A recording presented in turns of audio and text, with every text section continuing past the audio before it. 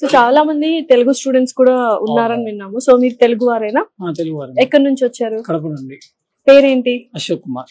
Okay, so ఎన్ని years నుంచి ఉన్నారు యూనివర్సిటీలో? ఇది మా ఫస్ట్ ఇయర్ అయిపోయింది. ఫస్ట్ ఇయర్ కంప్లీట్ అయిపోయింది.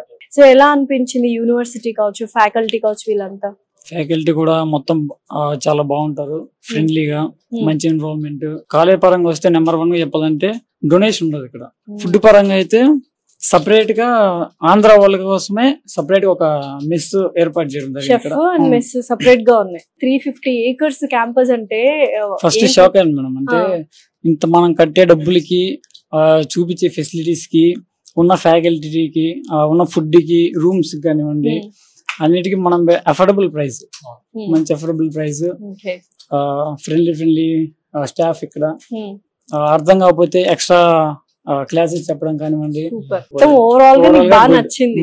సో ఏమైతావు మొత్తం అయిపోయాక, కోర్స్ అయ్యాక?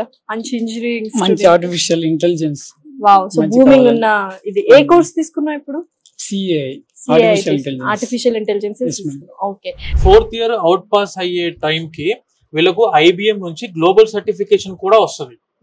అంటే ఇది ప్రపంచంలో మీరు ఏ కంపెనీకి వెళ్ళి జాబ్ చేద్దామని. ఎందుకంటే మన తెలుగు స్టూడెంట్స్ అందరికి తెలిసిన విషయమే, after completing of their BTech 60 to 70% students they are planning for masters in abroad.